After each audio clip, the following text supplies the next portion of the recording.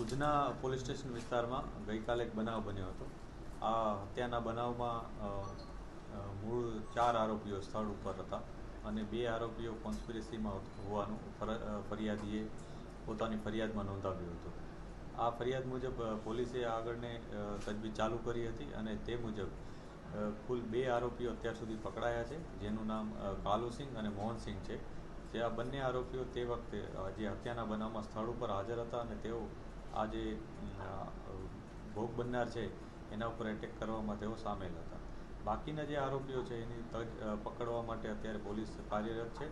અલગ અલગ આરોપીઓ માટે જુદી જુદી ટીમો બનાવી છે। આ ટીમો પોતાની રીતના આના ઉપર વર્કઆઉટ કરી રહ્યા છે અને આરોપી જલ્દીથી જલ્દી પકડાઈ જાય એ માટેના પ્રયાસો ચાલુ છે। અત્યારે જે આરોપીઓ પકડાયા છે એમાં એકનું નામ કાલુસિંહ છે અને એકનું નામ મોહનસિંહ છે। આ બંને આરોપીઓ અગાઉ પણ ભૂતકાળમાં ઘરફોડ ચોરીને આ પ્રકારના ગુનાઓમાં સંડોવાયેલા હતા। જે પોલીસને પ્રાથમિક વિગત મળી છે અને જે ફરિયાદીએ નોંધાવ્યું છે એ મુજબ જે ભોગ બનનાર છે એણે આશરે 1 મહિના પહેલાં પુણે મહારાષ્ટ્રમાં જે આરોપીઓ છે એમાંથી 2 જણાને ચપ્પુના અથવા કોઈ ધારદાર વસ્તુના ઘા મારીને એમને લોકોને ઈજા પહોંચાડી હતી। આ ઈજા અનુસંધાને આ લોકો પહેલેથી એના સાથે દ્વેષ રાખી અને બદલો લેવાની ભાવનાથી આરોપીને ભોગ બનનારને એ લોકો શોધી રહ્યા હતા અને એ બનાવવાનું એમ શોધતા ગઈકાલે તેઓએ ભોગ બનનાર ઉપર એટેક કર્યો હતો અને આ રીતના એ લોકોએ એની હત્યા નિપજાવી હતી।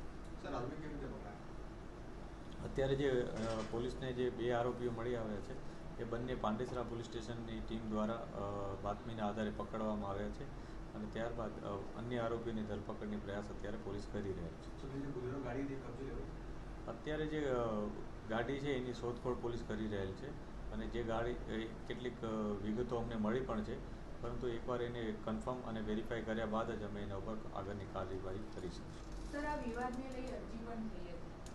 અત્યારે પોલીસ તમામ ઇન્ફોર્મેશન ગેધર કરી રહી છે, કેમ કે જે ફરિયાદી છે એ અલગ અલગ વાતો પોલીસને જણાવી હતી અને એમની ફરિયાદમાં એ લોકોએ અગાઉનો જૂનો ઝઘડો એનો જ ઉલ્લેખ કરેલો હતો। એટલે આ લોકો વચ્ચે અગાઉ કોઈ વિવાદ થયો હતો, કોઈ બાબતના ચર્ચા થઈ હતી, સામસામે કોઈ અરજી થઈ હતી અથવા એકબીજાની સામે કોઈ ગુના નોંધ્યા હતા કે નહીં, આ તમામ બાબતે પોલીસ તપાસ કરી રહી છે। ફરિયાદી અત્યાર સુધી પોલીસને આવી કોઈ બાબત જણાવી નથી કે ખંડણીની છે કે નહીં, પરંતુ એની કોઈ પણ એવી રજૂઆત હશે અને કોઈ પણ બાબતમાં જો તથ્ય હશે તો તે અનુસાર અમે કાર્યવાહી કરીશું। મર્ડર થવા પાછળનું કારણ શું છે અને કઈ સ્ટાઇલમાં મર્ડર કરવામાં આવ્યું? મર્ડર જે બનાવ બન્યો છે એના મુખ્ય કારણ ફરિયાદીએ